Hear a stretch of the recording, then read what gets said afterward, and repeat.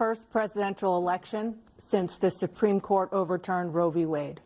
This morning, the court ruled on yet another abortion case, temporarily allowing emergency abortions to continue in Idaho, despite that state's restrictive ban.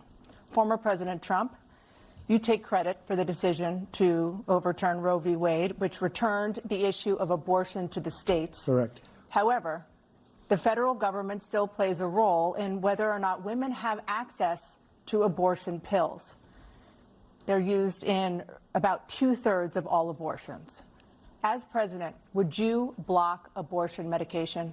First of all, the Supreme Court just approved the abortion pill, and I agree with their decision to have done that, and I will not block it.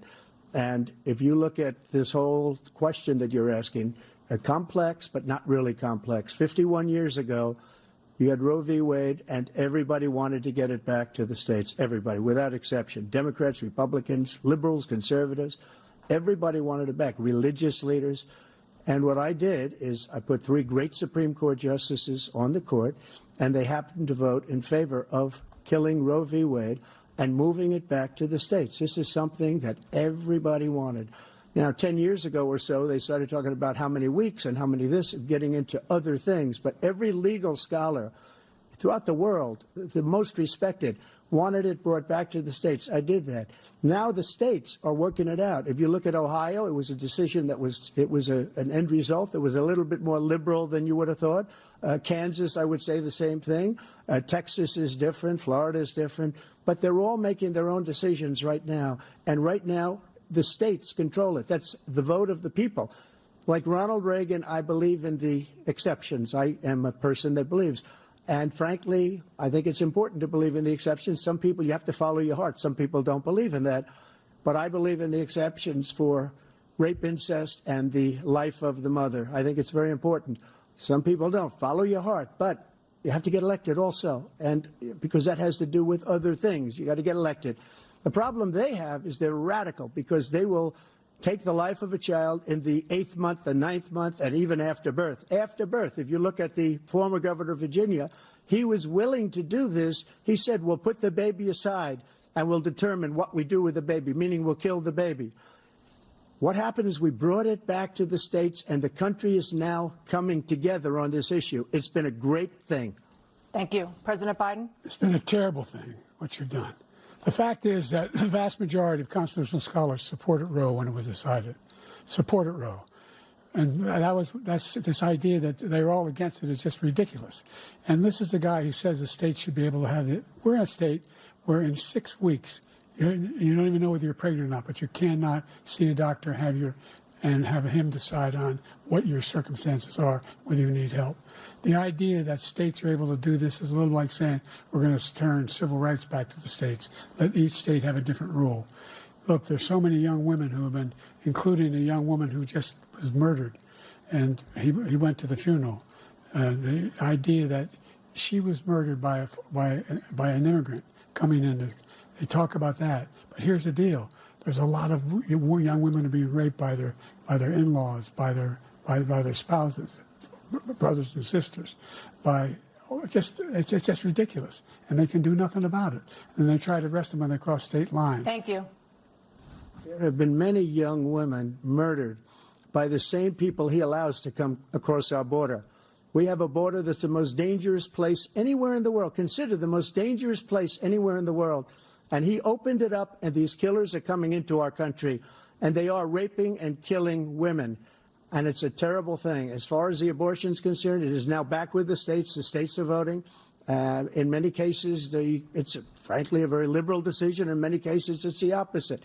But they're voting, and it's bringing it back to the vote of the people, which is what everybody wanted, including the founders, if they knew about this issue, which, frankly, they didn't. But they would have, everybody wanted it brought back. Ronald Reagan wanted it brought back. He wasn't able to get it. Everybody wanted it brought back, and many presidents had tried to get it back. I was the one to do it. And again, this gives it the vote of the people, and that's where they wanted it. Every legal scholar wanted it that way. Staying on the topic of abortion, President Biden, 7 states, I'll let you do that. This is the same topic. 7 states have no legal restrictions on how far into a pregnancy a woman can obtain an abortion.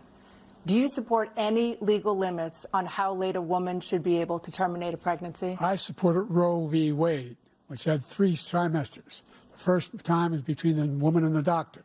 Second time is between the doctor and an extreme situation. The third time is between the doctor, between the woman and the state. The idea that the politicians, that the founders wanted the politicians to be the ones making decisions about women's health is ridiculous. That's the last. No politician should be making that decision. A doctor should be making those decisions. That's how it should be run. That's what you're going to do. And if I'm elected, I'm going to restore Roe v. Wade. So that means he can take the life of the baby in the 9th month and even after birth, because some states, Democrat run, take it after birth. Again, the former governor of Virginia, put the baby down, then we decide what to do with it. So he's willing to, as we say, rip the baby out of the womb in the 9th month and kill the baby. Nobody wants that to happen, Democrat or Republican. Nobody wants it to happen. You're lying. That is simply not true. The Roe v. Wade does not provide for that. That's not the circumstance. Only if a woman's life is in danger, she's going to die. That's the only circumstance in which that can happen. But we are not for late-term abortion, period. Period, period. Under Roe v. Wade, you have late-term abortion. You can do whatever you want, depending on the state. You can do whatever you want. We don't think that's a good thing. We think it's a radical thing. We think the Democrats are the radicals, not the Republicans. For 51 years, that was the law. 51 years, constitutional scholarship said it was the right way to go. 51 years, and it was taken away because this guy put very conservative members on the Supreme Court. He takes credit for taking it away. What's he going to do? What's he going to do, in fact, if the MAGA Republicans, he gets elected, and the MAGA Republicans control the Congress, and they pass a universal ban on abortion, period, across the board at 6 weeks or 7 or 8 or 10 weeks, something very, very conservative. Is he going to sign that bill? I'll veto it. He'll sign it. Thank you.